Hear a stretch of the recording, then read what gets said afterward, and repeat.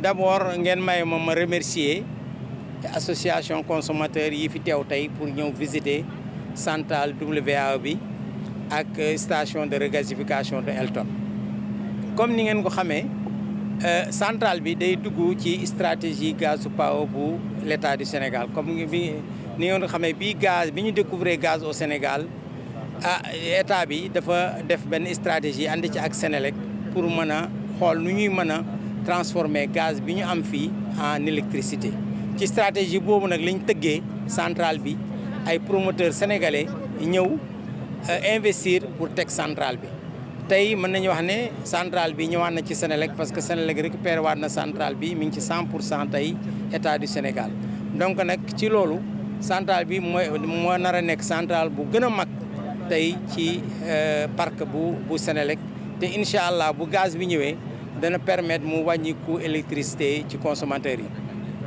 Li ma ci yokk rek mooy comme ni ngeen ko xamee gaz bi ñëwagul waaye Sénélec anticipé na ci arrivée gaz looloo tax ñu wan leen station de regasification bi Elton di def fii pour que provisoirement ñu mën a jël GNL indi ko ci station bi transformer ko en gaz mën koo indi ci centrale bi pour que ñu mën ko jëfandikoo pour ñu mën a fonctionner en gaz. En attendant il y a une solution semi-finale ba nga xam ne moom la ñu am ak Elton mooy gaz bu war a jógee port de Dakar pour ak ay pipe pour ñu indi fi loolu aussi Elton moo koy def en attendant Yaakaar Teranga pare le réseau gazier RGS pare pour que ñu mën a am le gaz local définitivement au niveau de Cap des Biches.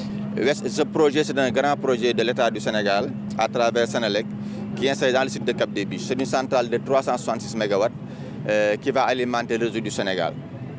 Cette centrale est composée de turbines à gaz et un cycle vapeur pour la récupération.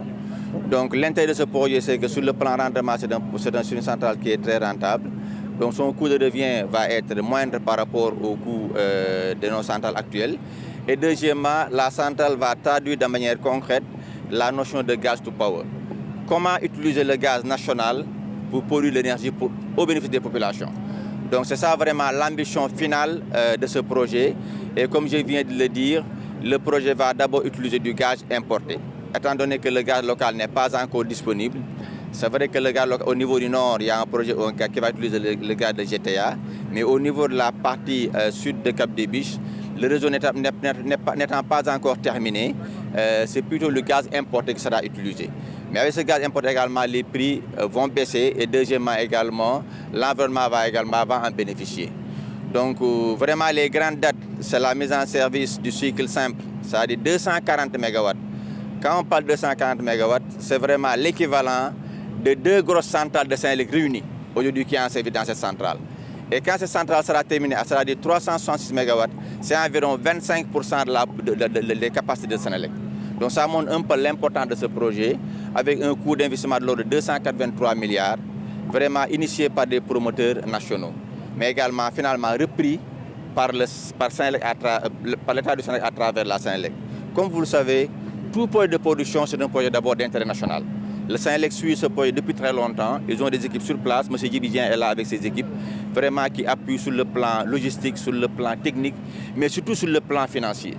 Les efforts importants ont été faits par Sénélec pour sauver ce projet. Aujourd'hui, la reprise des actions par Sénélec montre un peu l'engagement de l'État à avoir la souveraineté nationale sur ces genres de projets. Et aujourd'hui, les 100% d'actionnariat de ce projet appartiennent à Sénélec. Mais le projet va continuer à être managé et piloté comme un projet indépendant pour vraiment satisfaire l'exigence des bailleurs de fonds. Comme je viens de le dire, le gars de la solution provisoire sera là au mois d'août. La solution définitive par Elton, à part du port de Dakar, sera là en premier semestre 2027. Mais la solution définitive pour le gaz vraiment local qui est produit dans nos champs, c'est un peu plus long terme, mais ça dépendra du cas de Yaakaar Teranga. Mais avant cela, les solutions provisoires permettront d'avoir du gaz à un prix beaucoup moindre comparé au gasoil que nous utilisons. Et ça va se traduire par un coût de revient beaucoup plus faible. Donc vraiment, pour ça que je voulais dire, c'est qu'aujourd'hui, la solution que nous avons comme projet de West Africa, ça va drastiquement contribuer à la baisse des coûts de production, mais également à l'amélioration des conditions environnementales.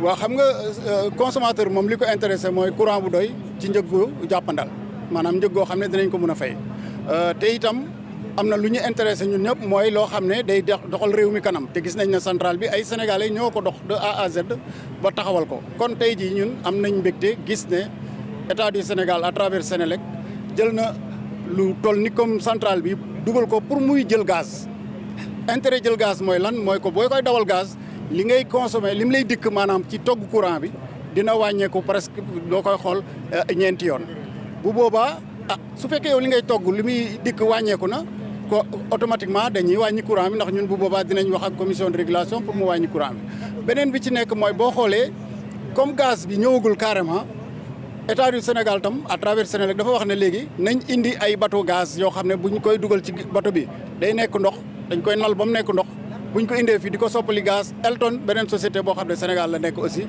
moo koy soppaliwaat gaz bu ko defee ñu utiliser ko njëg yi wàcc kon ñun li ñuy xaar mooy affaire bi démarrer rapidement parce que gis nañ bi visité nañ loolu nga xam ne mooy tax ñu mën a dawal gaz te nee nañ ci mois d'août bi daal am nañ yaakaar ne dinañ ko mën a doxal te kon bu boobaa li nga xam ne moom lay dikk dina wàññeeku bu baax a baax a baax bu fekkee impact bi nag am na solo lool parce que nag lii ni 15% rek la mais bu fekkee impact bi am na solo lool parce que yeneen ñi dugal nañ ko ci bu boobaa dinañ gis ne njëg yi dina wàññeeku bu baax te loolu la ñuy xaar donc ñu ngi gërëm waa Sénégal ñi nga xam ne ay sénégalais ñoo nekk à la base ci projet bi parce que lu baax la pour réew mi.